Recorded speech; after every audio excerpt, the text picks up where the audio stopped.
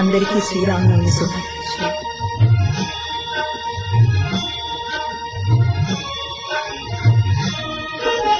సీతారాముల కళ్యాణం చూదమురారండి, శ్రీ సీతారాముల కళ్యాణం చూదమురారండి.